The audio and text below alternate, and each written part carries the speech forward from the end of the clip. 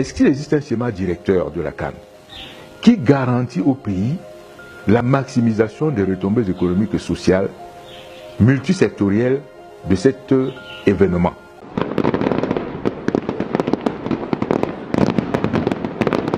Ce qui est mis en cause aujourd'hui, c'est l'incurie d'une organisation qui a pu prévoir et donc qui aurait pu anticiper sur cette catastrophe, mais qui malheureusement, consciemment ou du fait de l'incompétence, a laissé faire, pensant que, comme on dit, impossible n'est pas camerounais, mais impossible est camerounais. L'échec de la CAN s'inscrit, ou je dirais, n'est pas dissocié de tous les autres échecs qui sont accumulés depuis des années, n'est-ce pas, par ce pouvoir au niveau des projets structurants.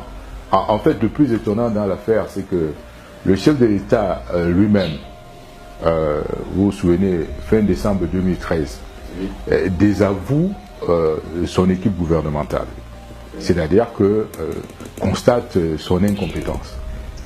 Ce qui est étonnant, c'est que cette équipe est maintenue pour relever les défis. Nous pensons que notre dossier de financement a purement et simplement été saboté par le MINEPAD. Vous ne pouvez pas changer d'équipe au fil des ans et obtenir les mêmes échecs et ne pas vous poser la question, soit deux choses, sur votre façon vous-même de fonctionner, c'est-à-dire de diriger, et soit sur la structure de gestion, c'est-à-dire sur le mode d'organisation de votre gouvernement. Impotomac n'a pas été la seule société dont les financements ont été sabotés. Par exemple, à Bafoussam, il n'y a pas de financement.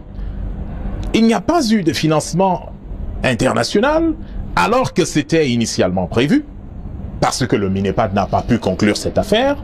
Il n'y a pas eu de financement, ou alors le financement de Diapoma, par exemple, à Douala, est venu avec 1 an de retard. 1 an de retard. C'est en 2011 que la première pierre du stade de l'OMB fut, n'est-ce pas, posée. Oui.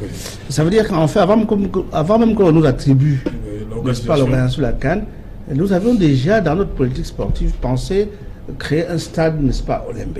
Pour le stade, le complexe sportif d'Olembe, les financements ne sont pas venus à temps. Ce que les Camerounais ne savent peut-être pas, c'est que le financier initial qui était prévu pour Yaoundé a jeté l'éponge. Parce que lui-même ne comprenait pas où vous voulez de l'argent ou vous n'en voulez pas. Si vous voulez de l'argent, vous faites ce qui doit être fait pour que vous ayez cet argent. Mais on a tourné, et après on a dit au chef de l'État, bon écoutez, il n'y a pas d'argent.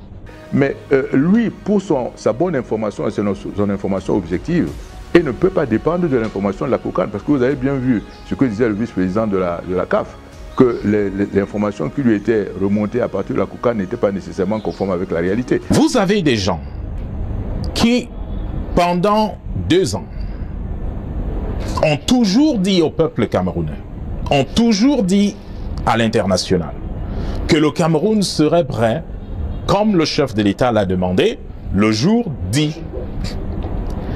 Vous avez des gens qui ont toujours supporté que les instructions du chef de l'État étaient appliquées à la règle. Voir ces mêmes personnes aujourd'hui venir dire que même si on avait donné au Cameroun 1 an ou 2 ans supplémentaires, le Cameroun ne serait jamais prêt. Je pense qu'au niveau de la CAN, c'est une responsabilité collective. Pourquoi il y en a qui vont se mettre, des rats qui vont se mettre à chercher à tenter de sauter du navire, alors qu'ils doivent assumer la responsabilité gouvernementale comme une responsabilité collective. Ce que le président a pris comme engagement nous engage. Ça nous engage contractuellement parce que nous sommes tous Camerounais. Nous lui avons donné mandat de nous engager. Et par conséquent, nous disons que ceux à qui il a confié la responsabilité de faire respecter sa parole là, ils doivent nous rendre compte. Nous devons faire un audit sur 3 choses. Nous devons faire un audit sur les projets, c'est-à-dire sur les ouvrages. Nous devons faire un audit sur les personnes. Et nous devons faire un audit sur les finances. Que fait-on avec 400 millions de francs CFA par semaine de détournement. Je crée ma structure où j'ai une secrétaire, j'ai un bureau, j'ai un téléphone, j'ai tout ce que vous savez. Je me lève un matin pour soumissionner pour le stade Mbappé-Dépé Bonamoussadi. Je fais tout mon dossier, je vais le déposer, les commissions. Ça rentre dans le sac de ciment, ce que je tiens à vous préciser. Je prends un architecte qui me fait des plans, un ingénieur. Je prends un taxi. Ça rentre dans le sac de ciment. Parce qu'au fond, cet argent de l'État est distribué à cet architecte qui m'a accompagné, cet ingénieur qui m'a accompagné. Quand j'achète le sac de ciment, excusez-moi, le sac de ciment n'a pas des pieds pour venir dans mon chantier. Il y a cet ouvrier qui le transporte, qui est payé également. Vous avez la petite entreprise qui vend le plateau. Monsieur Ouna pense que nous devons vraiment passer par perte et profit 1000 milliards de francs CFA de sueur et de sang des Camerounais comme ça. C'est presque une absence de considération pour les Camerounais. Sans faire un audit exhaustif de ce qui s'est passé. On tourne la page et on continue.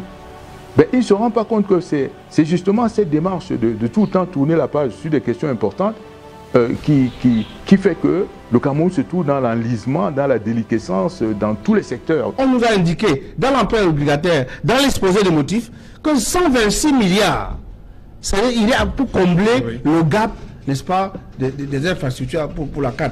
Donc ne nous faites pas passer pour des gens qui n'aiment pas le Cameroun.